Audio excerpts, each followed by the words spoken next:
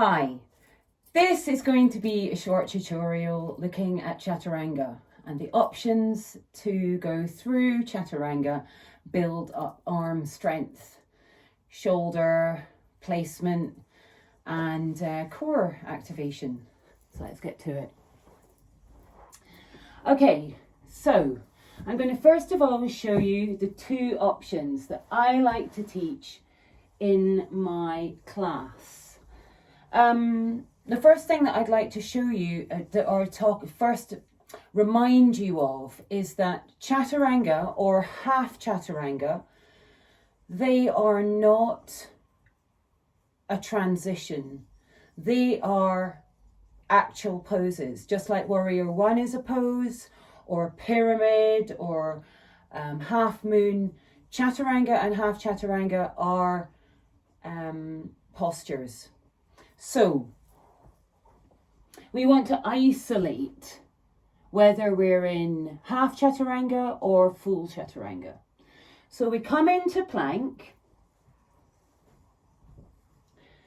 okay, and then you might take it into half plank.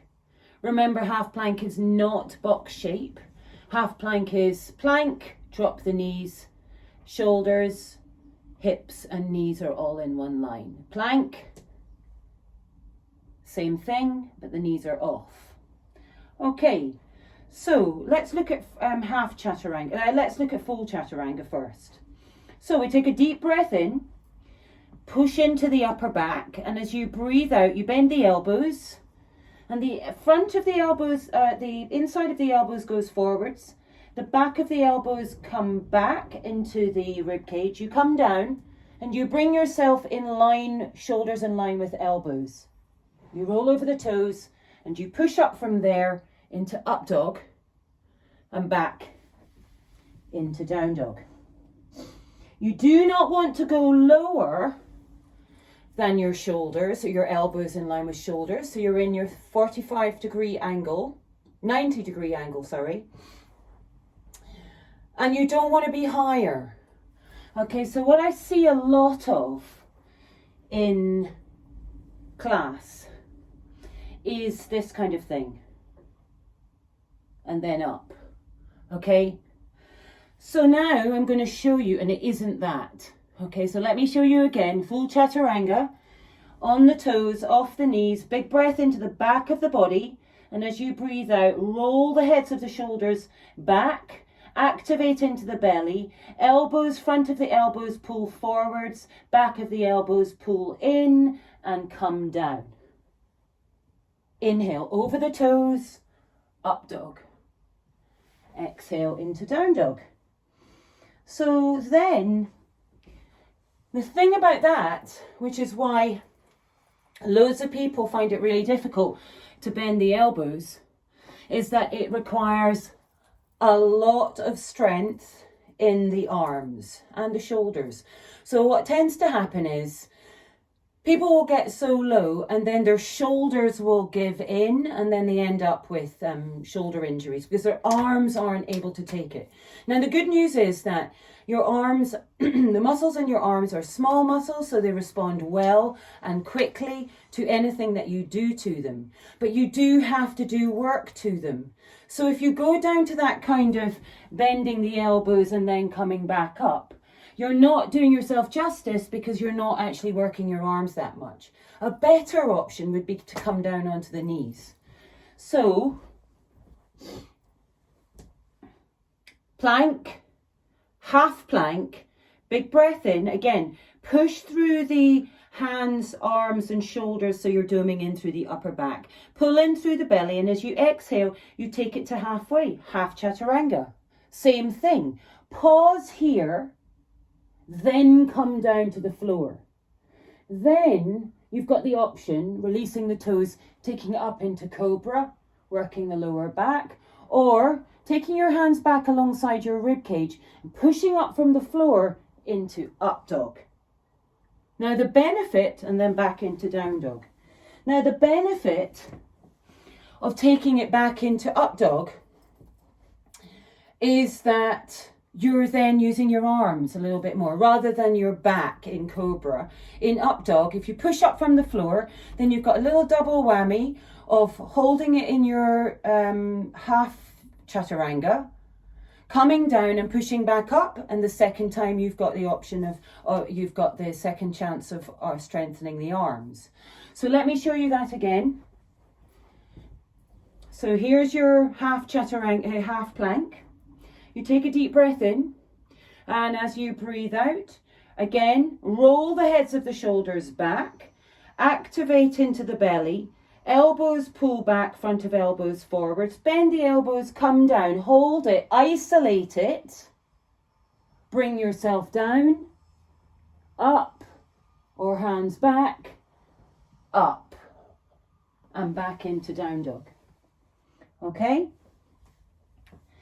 In my classes, I only ever want to see either Chaturanga or half Chaturanga.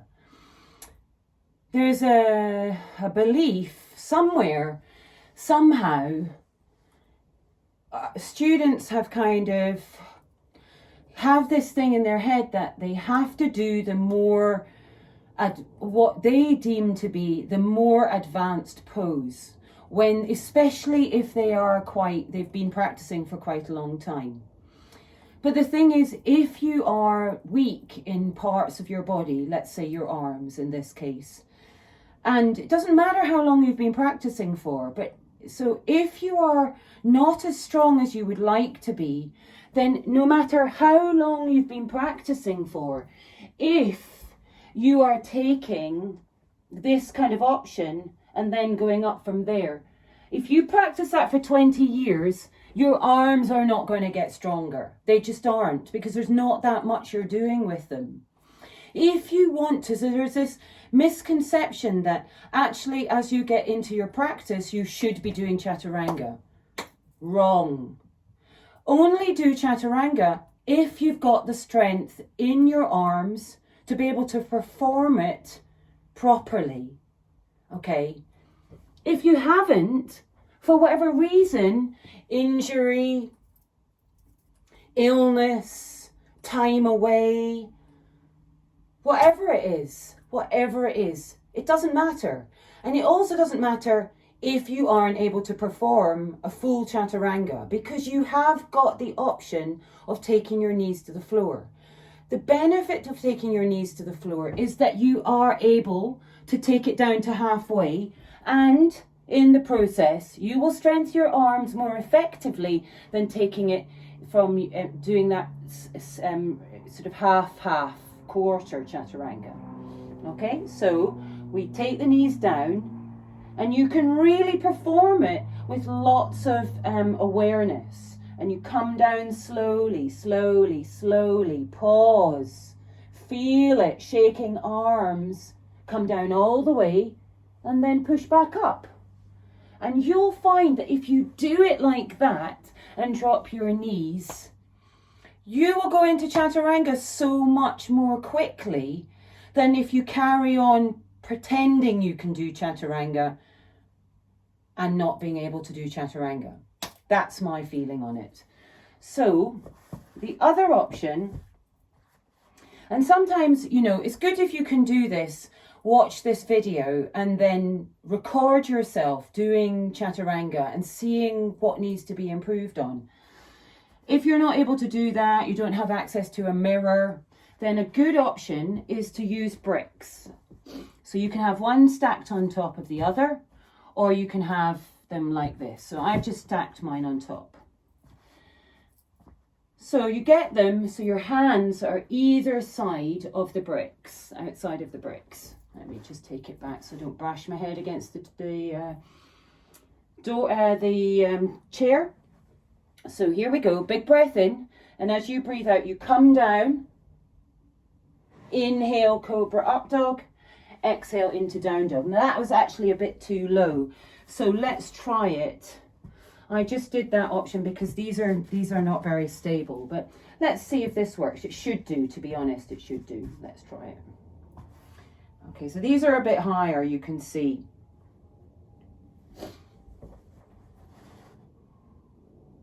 And you just play about with it, you know, we've not all got the same length arms. Okay, so big breath in here, breathe out, you come down, shoulders down. Yes, that's better. Inhale, cobra, up dog. Exhale, down to back into down dog. We can do that again on the knees.